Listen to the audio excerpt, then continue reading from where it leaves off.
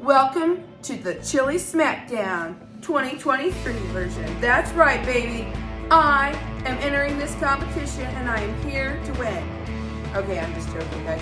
This is all just in fun. Ginger at Not For Nothing Homestead and Tony at Kettle Kitchen have gotten together and grabbed the community, and we are putting on a fun show for all of you. Will my chili be the most spicy? Probably not. The most bland? Possibly. I don't care. It's just all in good fun. And at the very end, there'll be lots of prizes. So make sure that you follow the hashtag Chili Smackdown 2023 and the playlist. Good time with us and learn some fun new recipes. I'm going to start out using my Instant Pot because I've got to get this going. I've got things to do today, and I'm going to let this do all the work for me. I'm not going to worry about sauteing on the stovetop because these are rock hard, baby. I didn't have time to let them thaw. I've got other stuff I want to do.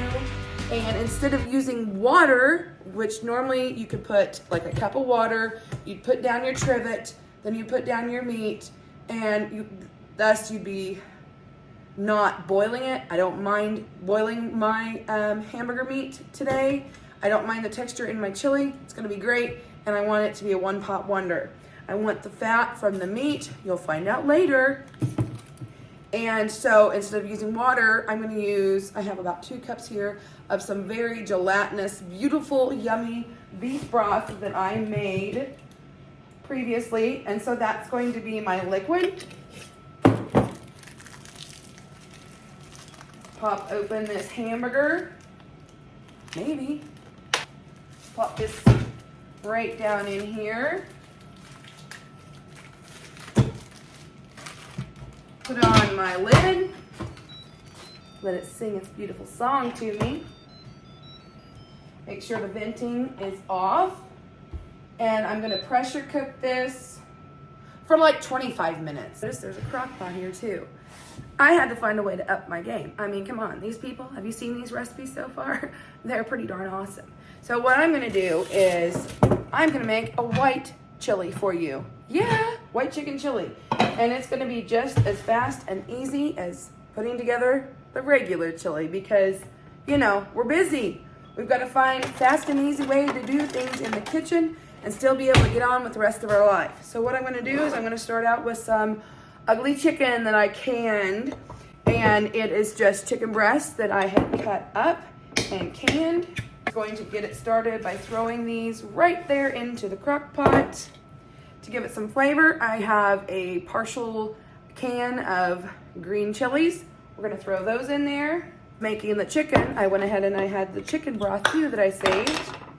Pop that open, throw that in there, throw the lid on, and we're gonna put this on low. I'm gonna say 8 hours, but I know it's gonna cook quicker than that. So that's all we have to do for now, friends. I am going to go about my day and we're gonna get some other stuff done and I'll be back. Guys, how dare I? I almost forgot. Terrible of me. Gotta season every single step. So that hamburger's gonna be pretty bland. We're gonna put some salt and some pepper in there. Even though the beef broth does have some flavor, I wanna put some on that meat. So, in it goes. We're gonna start cooking. See you later. Woo-wee! It has been a busy day, and it's been several hours since I've been up here, but I want to do the next step because I've got another project I want to work on downstairs. I think I'll start with chicken here. I'm gonna take one of these fancy food choppers and just kind of chunk up this chicken so it is more of a shredded consistency. Like this. We're gonna add some white pepper for seasoning. A little salt. We're gonna take what was cream cheese that got smoked, and I'm going to chunk it up And we're gonna add this to our pot and melt it and make it smooth and soft again. Daddy had slow smoked this. Thought, this would be good. Instead of regular cream cheese, let's add a seasoned smoked cream cheese. I almost forgot. I'm going to add about a half a tub of sour cream. You can use full heavy cream, but I like using sour cream. It kind of thicks it up a little bit. And I also want to add some freeze-dried onions. So we didn't have any onion in there, and I think that that would be tasty. 2 cans of the Great Northern beans. We want to drain those. And next we'll add 2 cans of the canelli beans.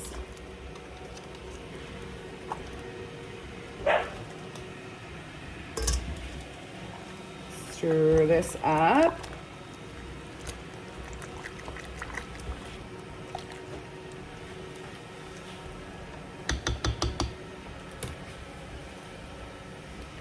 Put that lid back on, set it aside, and we'll go back to that later. We're gonna let that keep cooking. Now we're gonna get to the Instant Pot. You can see that the hamburger is fully cooked, and I'm just gonna take I have a different one, and I just want to crumble this beef. Now I grew up, and our chili was always a soupy chili. It was more of a soup than a thick, hearty chili. My husband, he prefers it thicker. So, a trick that you could do to make it thicker is to put instant mashed potatoes in there. And you can do that with any of your soups and stews, and that will thicken it up. Another way you can thicken it up is to add freeze-dried foods. So I'm going to add some onion, pepper, and these are nice big chunks, and tomatoes. I like tomatoes in my chili. Husband, not so much. I'm going to add some other peppers. So give it a little sweet heat. Jalapeno jelly. I have a little bit of this left from that cream cheese that we just used up, so I'm going to add this to give it a little extra kick. I have my homemade mock Rotel. We'll add that in there. And then 4 cans of this chili. It says it's a vegetarian chili, so it doesn't have the fat. See, 99% fat-free. So I needed to keep the fat from that meat in there. And it has all the seasonings, or we don't have to drain this. We want to keep it in the can. For good measure, I am going to add a little bit of extra chili seasoning.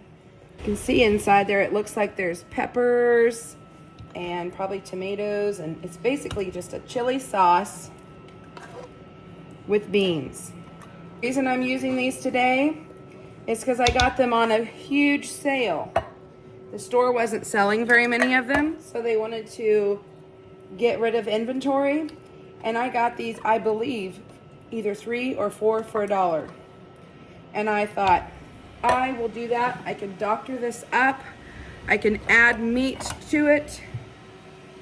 And our family will enjoy this. I'm gonna give this a nice stir. Doesn't that look good already? Oh, friends. But what I want to do now is I'm going to just put the lid on, leave it on venting, and I'm going to use it like a crock pot. Cancel this, and I'm going to use the slow cook mode for 4 hours. And this is just going to finish it off for me. My husband would love if I would have used straight jalapenos in here. And I've done that before, where I've frozen jalapenos from the garden and put them in little ice cube trays with a little bit of water. And I'll throw a couple of those blocks in there. today I chose to use the leftover jalapeno jam that I had made because I thought it would be a good sweet heat in addition to those red peppers.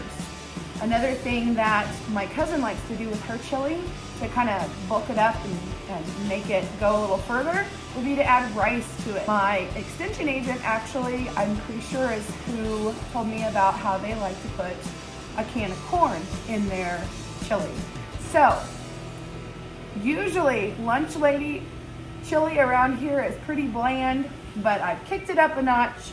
I didn't make it too terrible laden with beans. My husband is not a fan. If it was up to me, it would be an all bean chili. You'll notice that the chicken chili has lots of beans. It's all what you and your family like to do. So get creative and tell me, what do you do in your area? What fun different ways do you make chili? It's time to serve up this chili. And give it a quick little stir.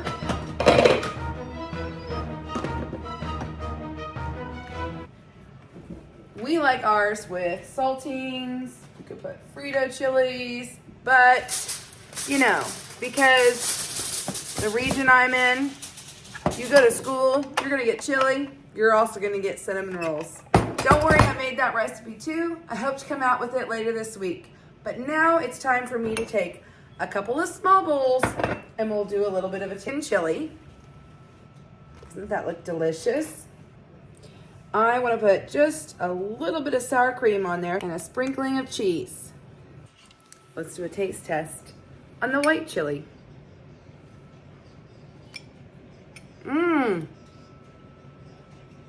Wow. It's got a little bit of kick from those chilies we put in there. But what's really surprising me is that smoky flavor, and I'm not used to that with this recipe.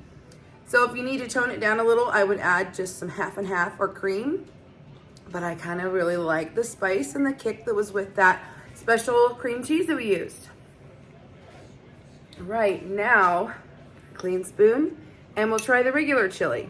Get a little bit of cheese. It's super good when it's melty.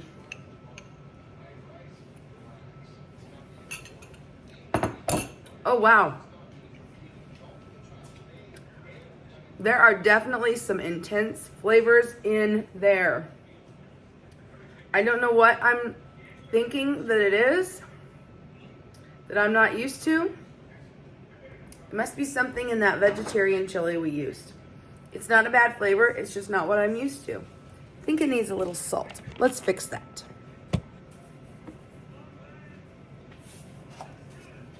Maybe some pepper.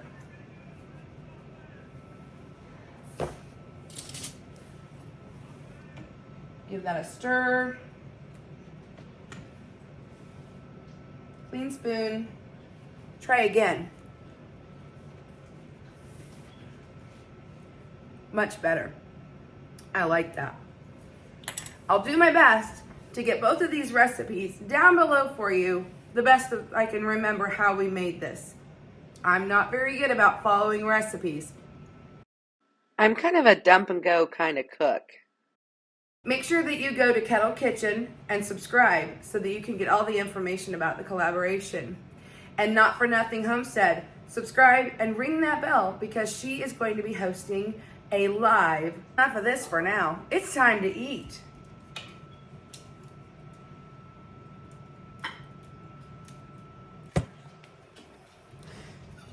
And that, my friends, is how you chili in Northeast Kansas. Thank you so much for joining me in the kitchen today. Until next time, friends. Bye. So I have to admit, there was some sort of unique flavor in that pre-canned vegetarian chili that we just did not like. So I had to doctor this up if we were going to have leftovers. I took Szechuan seasoning and Dijon with the cilantro and lime, some salt and pepper, and a few other things. I added some brown rice, some corn, and a couple pounds of taco meat that was already prepackaged, pre-seasoned, that I had in my freezer. And I added that together with tortilla chips instead of crackers, and I'm calling it a Mexican chili. So one more spin for you today. I hope that you enjoy.